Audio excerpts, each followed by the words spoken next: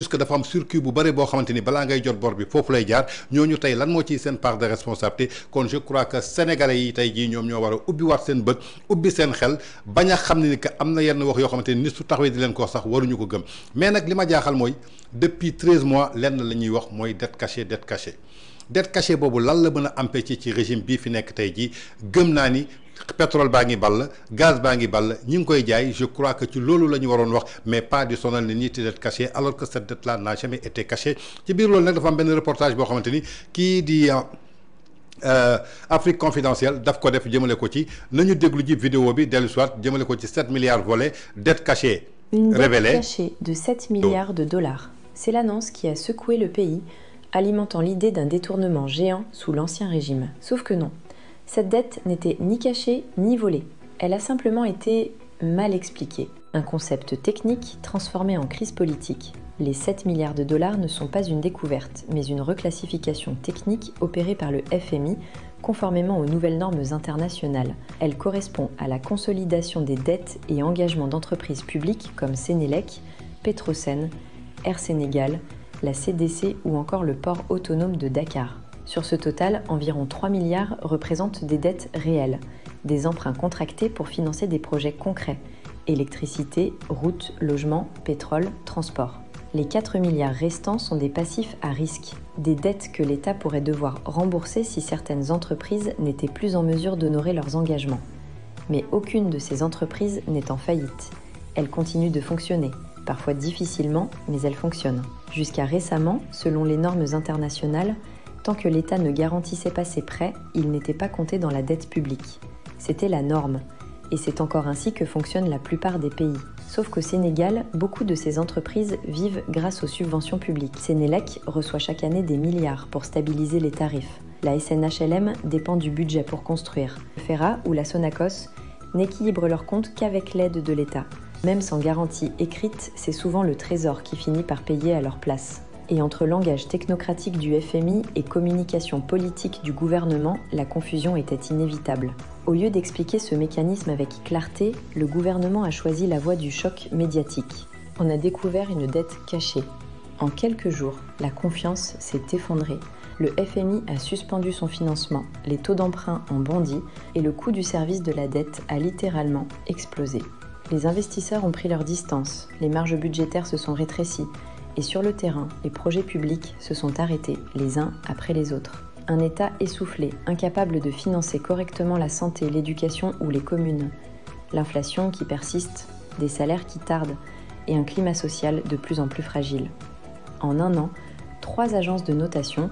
Moody's, Fitch et S&P, ont abaissé la note du Sénégal. 3 avertissements, un seul message. Le pays est désormais perçu comme plus risqué, plus cher à financer, moins crédible aux yeux des marchés. Et pendant qu'on parlait de transparence, les zones d'ombre, elles, sont restées. Les dépenses de la primature et de la présidence, les marchés publics et ces fonds spéciaux qui ne diminuent jamais. On a mis la lumière sur les dettes du passé, mais on a laissé l'obscurité sur les dépenses du présent. Ce qui au départ n'était qu'un risque budgétaire à surveiller.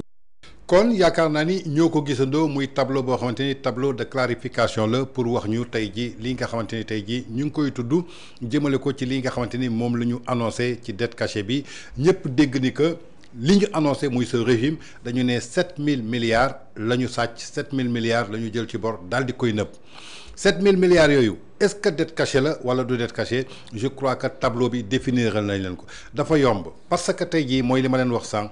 dafa am dette contractée par l'État du Sénégal muy dette boo xamante ni état bi moo koy embauché mu jëm ci budget national am dette yoo xamante ni ay classification technique la ñu élargir ko jëmale ko ci ay sociétés parapubliques tey dettu état bokkul ak dette boo xamante ni ay sociétés parapubliques la société parapublique mooy yi nga xamante ni état daf leen garantir lu mel ni Sénélec lu mel ni Air Sénégal lu mel ni tey jii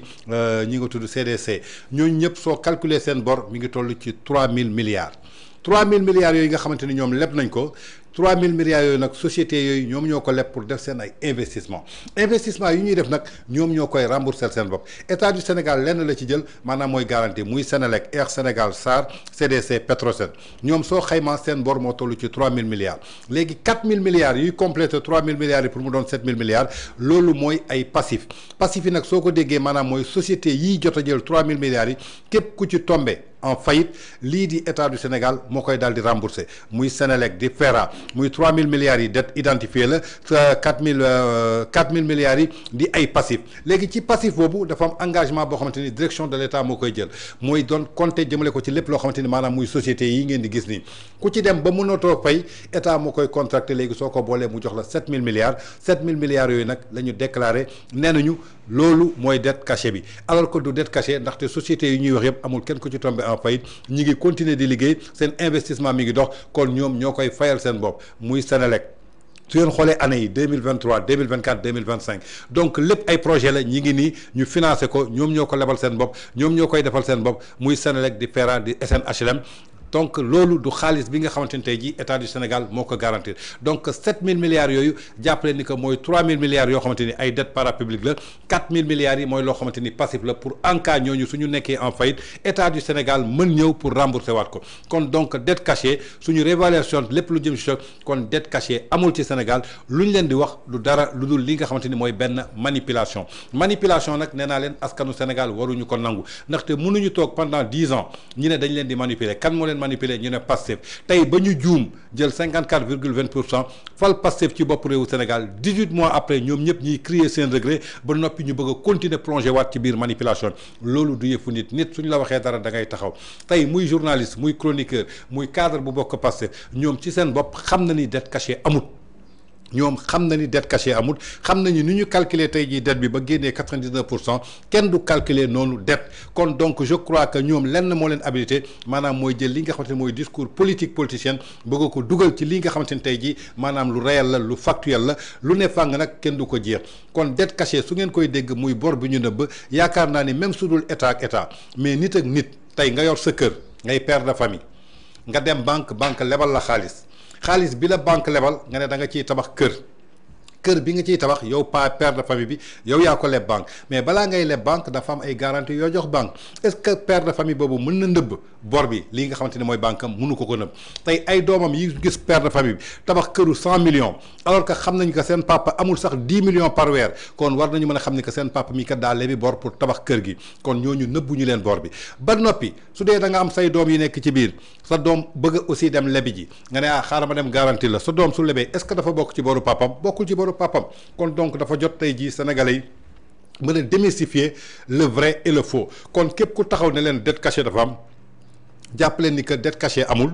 mësul am ni ko Macky Sall waxee woon dañ koy confirmer FMI aussi nu mu ko waxee noonu lañ koy jàppee ci lu ñu mën a sukkandiku muy misreporting bi nga xamante ni FMI wax na ko misreporting nag du dara lu dul ay erreur ci calcul te mën nañu jàpp ni que tey jii nu ñu calculer dette bi jël li nga xamante ni mooy société parapublique yi nga xamante ni état da leen garantir ñu jël seen bor dugal ko ci loolu rek erreur de déclaration la ci li nga xamante ni tey jii moom la ñu déclaré bor bi problème bi nag du foofu problème bi xam nga fan la nekk mooy tey jii xaalis bi fan la dugg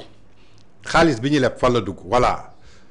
tey jii nee nañ la empreinte autorisée li ñu autorisé pour que ñu leb ko 4556,9 milliards état bi fi nekk muy état Pastef leb nañ ko en 2024 Pastef leb na 4556,9 milliards en 2024 at bu ñu génn 2025 bii ñu nekk te jeexagul 2025 bii ñu nekk te jeexagul on est le 20 octobre mu desee ñu novembre ak décembre at bi soog a jeex état bi leb na 10,270,9 milliards 10,270,9 milliards soo ci yokkee 4556 je crois que dina toll ci 15000 milliards 15000 milliards état du Sénégal leb na ko en 18 mois li ñuy laaj mooy Macky Sall dafa leb nëbbuñu ko mais sénégalais yi nee nañu Macky Sall nëbbu leen bor bi parce que gis nañu pont yi gis nañu autoroute yi gis nañu TER bi gis nañu BRT bi gis nañu stade yi gis nañu arena bi gis nañu arène nationale bi gis nañu li nga xamante ni maanaam mooy université yi gis nañu hôpitaux yi gis nañu li nga xamante ni mooy électrification rurale yi gis nañu tey jii li mooy bourse de sécurité familiale yi mu doon joxe même su dee bilan immatériel la loolu yëpp sénégalais yi teg ñi seen bët kon boru Macky Sall ñun gis nañu fu mu nekk mais lu ñuy laaj mooy Pastef tey ñoom li ñu jot a leb jamono jii muy 4556,9 milliards leb nañ ko en 2024 kan moo mën a ne régime Pastef 2024 at bii ñu génn nas nañu puso fii wala mool nañu benn brique daal di koy tegal sénégalais man gisuma ko à part 5 milliards yi ma gis ñu génnee ko jox ko ñi doon taal ñi doon yàq Sénégal nee nañu génnee nañu 5 milliards su ñu jógee foofu gis nañu aussi ñu ne jël nañu 8 milliards jox ko waa Bakel ba tey jii waa Bakel nee nañu gisuñu ñaari salaamaaleykum lan moo ci des gis nañu avion présidentiel moom chaque 15 jours mu naaw def délégation ku ci mënte voyager yóbbu leen barki dem bu gis nañ ko 10 jours la naaw dem diggante Émirats arabes ak fii nga xamante ni mooy Milan ak seen délégation spéciale loolu moom gis nañ mais gisooguñu benn investissement boo xamante ni sénégalais mën na ci teg loxoom ne ñii kat bi ñu ñëwee en 2024 def nañu lii su ñu ñëwee en 2025 mi ngi toll ci ñaata 5714 milliards nga xool total bi yëpp muy 10 270 milliards 10 270 milliards naka la ko régime bi mën a lebee ci 18 mois au pouvoir gisooguñu dara loo xamante ni tey jii régime bi teg na ko 30 000 personnes dàq nañ leen fa ñu leen doon liggéey yóbbu nañ leen au chômage tey lii nga xamante ni maanaam mooy BTP bi arrêté nañ ko ñi ngi yoral xaalis ay secteurs yoo xamante ni muy secteur privé bi mënuñu leen fay tey aide à la presse bi mooy 2 ans 1960 ba tey jii aide à la presse gisuñu benn yoon ñu génnee ko alors que dañ ko voté ci budget def ko jox ko état du Sénégal tey jii voté ko assemblée nationale pour que ñu war ko jox nit ñi comme ni ñuy subventionné ASC yi di subventionné école privée yi tey jii yoo xamante ni état da leen reconnaître tey jii aide à la presse boobu gisuñu ko kon tey 10 270 milliards bi fan la ko régime bi dugal kon balaa ñuy nekk di préoccupé wu tey jii ci dette cachée je crois que ngay journaliste ngay chroniqueur nga bokk Pastef nga ñàkk a bokk Pastef pour dimbale ce régime la première des choses mooy Macky Sall dafa nëbb borom mais boru Macky Sall wax dëgg yàlla sénégalais yi ñu ngi koy gis ku ciy xëy BRT bi ngay jël. ku ciy gont yaa ngi jël terre bi stade bi su amee match yéen a fay dem hôpitaux yi su ngeen feebaree yéen a fay dem tali bi yéen ciy daw ak seen i oto kon yaakaar naa ni loolu au minimum am na fu sénégalais yi mën a jëm baaraamu tuuma mais est ce que ñoom du ñu préparé suñ fi jógee 10 270 milliards lan lañ ci réaliser est ce que su boobaa suñu nee ñoom dañoo nëbb bor est ce que foofu du gën a visible parce que du ñu gis fan la ñuy def bor je crois que tey jii fan la ñu mbar a njëkk a préoccupé wu maanaam mooy ci li nga xamante ne tey jii ñoom jot nañ ko leb muy 10 270 milliards en 2 ans ba tey jii askanu Sénégal kenn mënu ci gis sa bopp donc je crois que foofu la ñu war a mën a sukkandiku pour xool ni que ndax bor bii ñuy wax dañ ko nëbb wala nëbbuñu ko est-ce que lu réel la wala du réel donc je crois que sénégalais yi foofu la ñuy xaar secteur régime képp nag ku leen ne dette cachée je crois que loolu dañ ko war a enterrer teg ko fële c'est impossible mënul nekk d'autant plus que FMI n'a jamais confirmé que dette cachée dafa amoon Sénégal misreporting la wax misreporting nag soo ko déggee maanaam mooy erreur sur des déclarations erreur boobu nag nee nañu tey jii danañ yónni mission ay missionnaires yoo xamante ni ay nit yu indépendant lañu ñoo doon xamante ni bokkuñu Sénégal ak ñu bokk Sénégal ñu lëkkaloo jéem a génnee li nga xamante ni ñoom ñu ngi koy wax pour que ëllëg ak ci biir beneen nit bañ a jógati pour gëmloo nit ñi que lii kat ñuy wax nii tey jii dafa am donc je crois que ci loolu la ñu war a sukkandiku loolu moo ëpp solo tey jii. li nga xamante ne tey jii ñu ngi koy yëkkati suba ngoon guddeeg bëccëg en tout cas suñu sukkandikoo toujours ci li nga xamante ne mooy service de la dette parce que nuñ koy tëralee ak nu mu amee je crois que il faut que sénégalais yi xam ko donc dama bëgg ñu xooli image bi Mame Thierno jox ma image bi ma lay jox noonu